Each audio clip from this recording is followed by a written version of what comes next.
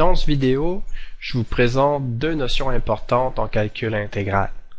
La première, c'est la notion de primitive et la deuxième, d'intégrale indéfinie. Une fonction grand f de x est une primitive de petit f de x si, lorsque je dérive grand f, j'obtiens petit f.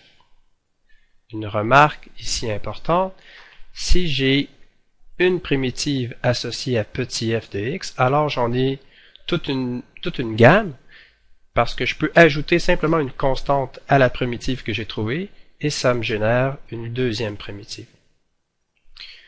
Proposition, si j'ai deux primitives de petit f de x, alors quand je fais la différence entre ces deux primitives, c'est une constante. Ce qui veut dire, dans le fond, c'est que lorsque j'ai trouvé une primitive de petit f, je les ai toutes trouvées parce qu'ils auront la forme grand f de x plus une constante. Allons voir un exemple. Soit f de x et g de x. Première question. Montrer que f et g de x sont des primitives de petit f de x égale à 2x plus 1. Comment on fait pour montrer ça? Ce qu'on va faire, on va simplement dériver grand f de x. Si ça donne petit f de x, c'est une primitive. Donc, on dérive grand f, ça donne 2 fois 2x plus 1, divisé par 4 fois 2. On simplifie les facteurs 2 avec le 4. Ce qui me reste, c'est 2x plus 1. Donc, on vient de montrer que grand f est une primitive de 2x plus 1. De façon similaire, je montre que g de x est une primitive. Je dérive g de x, j'ai x moins 1 plus x plus 2. J'additionne le tout, ça me donne 2x plus 1, qui est égal à f de x. Donc, g de x est également une primitive.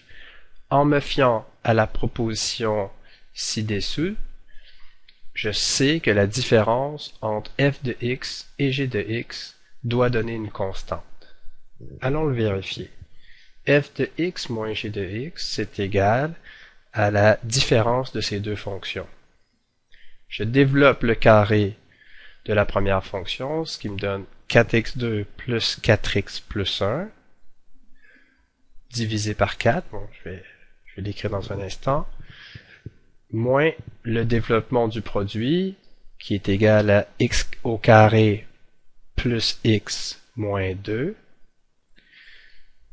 On ramène le tout sur un même dénominateur, qui est 4, donc ça me fait 4x2 plus 4x plus 1, moins 4x2 moins 4x plus 8. Tout ça divisé par 4.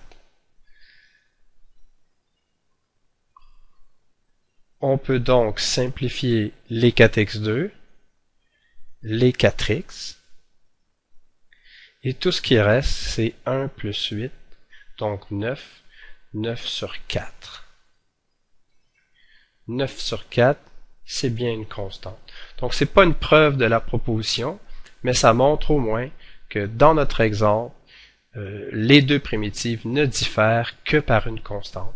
Et je suis maintenant prêt à introduire le concept d'intégrale indéfinie.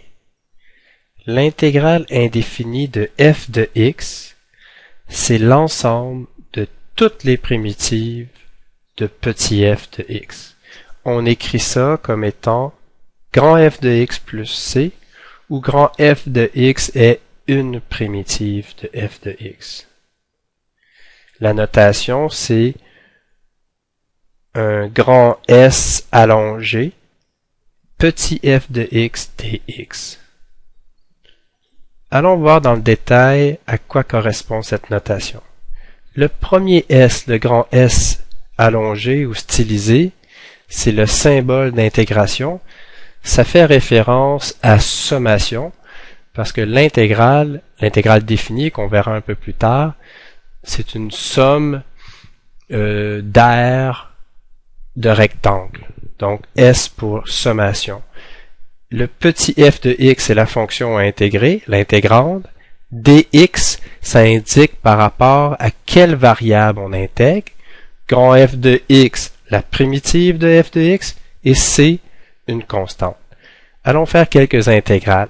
J'ai à intégrer la fonction 3. Je cherche une primitive. Quelle fonction, quand je dérive, me donne 3? C'est 3x. Pour avoir toutes les primitives possibles, j'ajoute c, 3x plus c. Je cherche maintenant l'intégrale indéfinie de x. Donc, je cherche une primitive de x, c'est x2 divisé par 2. Puisque quand je dérive x2, ça me donne 2x divisé par 2 donne x plus c pour générer l'ensemble des primitives. Même principe pour intégrer x5, c'est x6 sur 6 plus c. Pour intégrer x exposant moins 1, je vais réécrire cette intégrale comme étant l'intégrale de 1 sur x dx. Quelle fonction que je connais lorsque je dérive me donne 1 sur x, c'est ln de x plus c. ln de valeur absolue de x. L'intégrale de e à la 2x, je cherche une primitive de e à la 2x, c'est simplement e à la 2x divisé par 2. Puisque quand je dérive, ça me donne e à la 2x fois 2, divisé par 2, les deux s'annulent, c'est réglé. Plus c. Intégrer sin, quelle fonction lorsque je dérive me donne sin, c'est moins cos, plus c. Intégrer cos de 3x, c'est sin de 3x, divisé par 3, puisque quand je dérive sin de 3x, ça me génère un facteur 3, plus c. Et l'intégrale de 1 sur 1 plus x carré, c'est directement arctangente de x, plus c, pour avoir l'ensemble des primitives. Pour vérifier que arctangente est bel et bien une primitive de f, je dérive arctangente, ça me donne directement 1 sur 1 plus x carré.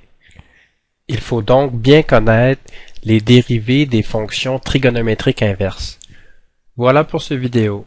Merci, au revoir.